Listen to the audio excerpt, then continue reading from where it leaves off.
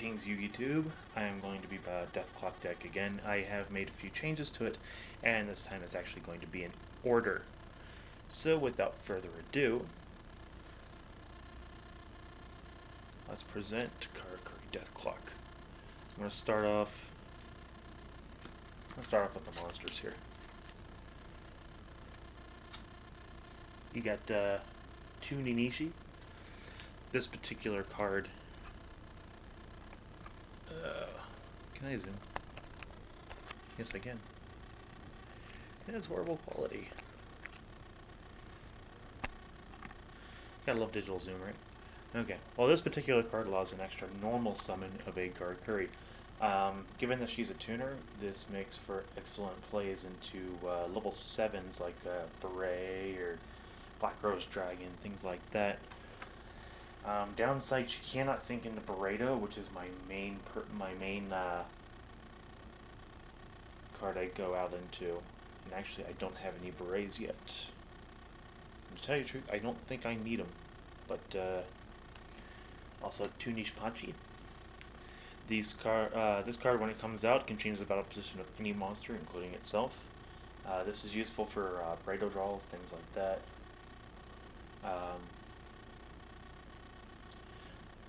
Two Sazank, level 4 tuner, very useful for going into Burrito.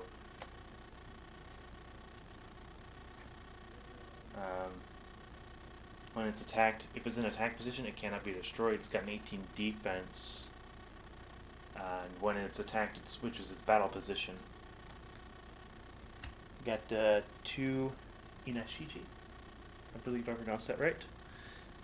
This one, when it's normal summon, allows you to search your deck for any Karakuri card, which, of course, is very useful for searching out the monsters, or even some of the spells and traps, which I'm going to go into in a little bit here. Got two Hypa, Giant Beat Stick, very useful. Uni Sunmo, I would go 3, but right now I'm pretty much at my limit on the deck size. When it's destroyed as a result of battle, you get to search your deck for a level 4 or lower Karakuri, and special summon it in attack position. When it's attacked, of course it switches to defense. That's what most of them do. Quick, when it destroys a monster, you can search your graveyard for a level 4 or lower Karakuri and special summon it to your side of the field. Also very useful for going into synchros, things like that. This deck is very synchro heavy. Sangen, stable. Actually, it might be coming out though. I'm going to be going into this too. I've got one Ancient Gear Engineer. It's a 5-star 1500 attack. When you declare an attack, your opponent cannot activate any traps, and after it attacks, it can destroy a spell or trap. And then Ancient Gear Gajiltron Dragon, got 2 of those. This particular card is pretty fun. 3000 beat stick, your opponent cannot activate spells or traps in response to it attacking. Okay, on to spells. 1 Terraforming. Searches for a field spell. Pretty simple enough. Gear Town.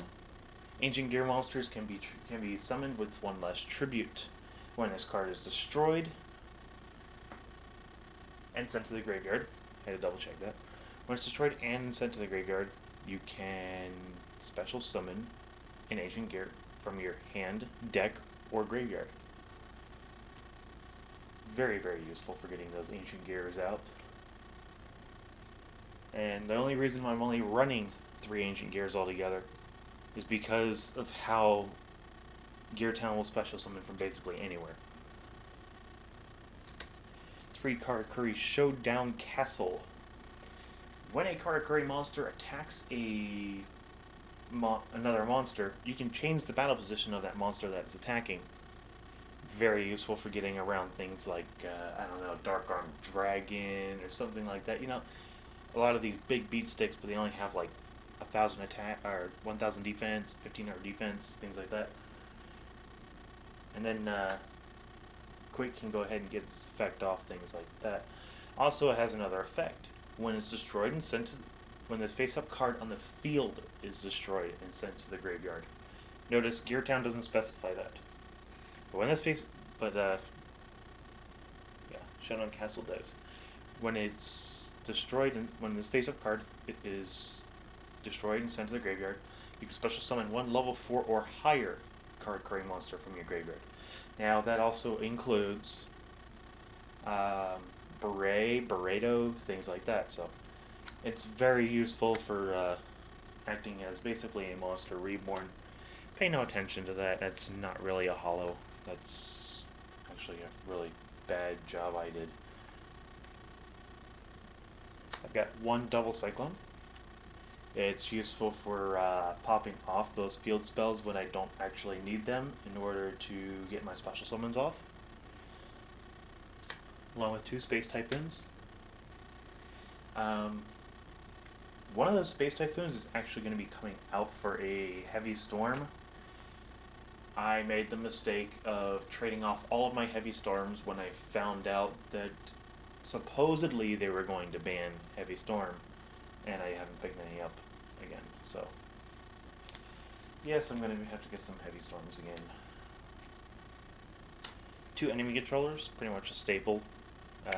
Very useful again. 2 Karakuri Cash allows you to search your deck for a Karakuri. So long as you have a Karakuri on your side of the field. Once you search for that, you switch the battle position of that Karakuri. I've got 2 instant fusions, which I will also be getting into, and 1 dark hole. Pretty much stable. No real need to go into detail on that one. Okay, we also have a bottomless trap hole. We have 2 Black Horn of Heaven. I prefer this over Solemn Warning and Solemn Judgment just because, well, actually not necessarily over Solemn Judgment. I do want to get one, but I do prefer this over like cards like Solemn Warning, things like that, because there is no cost for it. It negates a special summon, so you can negate certain other things that Bottomless cannot get around, like Formula Synchron, things like that. For against spells and traps, I have 2 Cashed. If you have a Karakuri in defense, you can activate it and negate a spell or trap and destroy it. Pretty simple, straightforward. And I am going to go over this Curse of Anubis. When it's activated, all monsters that are currently on the field, or all effect monsters that are currently on the field, are switched to defense, and their defense becomes 0 until the end of the turn. It's a very interesting card. It can get around cards like Mirror Force, things like that. It can also let me get an extra draw off during my opponent's turn. If they decide they want to try and attack me, I can go ahead and negate that attack. So it works like a negate attack. It's also chainable. So if my opponent goes to space it, I can go ahead and chain it. You know, it's a very versatile card, especially in this deck. I did just place this in here, so I am going to have to be test running it. But in theory, it should be working very well. Okay, on to my extra deck. I have 1 Fusionist, 1 card, 1 Cybersaurus. Cybersaurus is very important because he's an earth and a machine, so he can go ahead and sink into basically anything that I have in my extra deck. Carbonella Warrior is a level 4 earth, which is useful for going into Barkion Beast, things like that, and same with Fusionist. Though I did have Landois in here for a while, but he's not going to be in there anymore. He's pretty useless. But it's also an extra monster on the field once I activate the instant fusion, which makes things very nice for sinking. Speaking of Black Rose, I can activate any one of those field spells, go ahead and sing for Black Rose, blows up the field. One of those field spells is going to hit the grave, and I can go ahead and special summon. Stardust, just in case. Red Dragon Archfiend is also very useful for for getting around the Curse of Anubis. Brynek, level 6, pretty self-explanatory. Most people go for Trish. I go for Mistworm. Number 1, it's cheaper. Number 2, I'd rather get 3 off the field in one turn and go for the OTK than 1 from the field, 1 from the hand, and 1 from the grave. But, I don't know. I guess it's all personal preference. I was using 2 Barkion, but I also share part of this extra deck with another deck I have. And really, people aren't running too many traps nowadays. It's mainly, except for like Solemn and, yeah, well, the Solemns. And he can't stop any traps.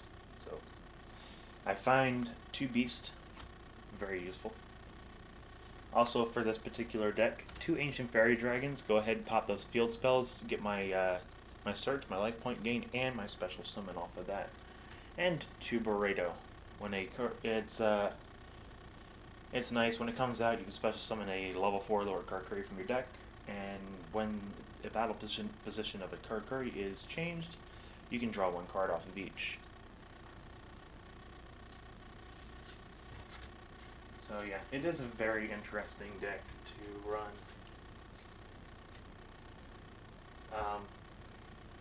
Hopefully I'm going to be able to get some plays for you. But yeah, that's about it.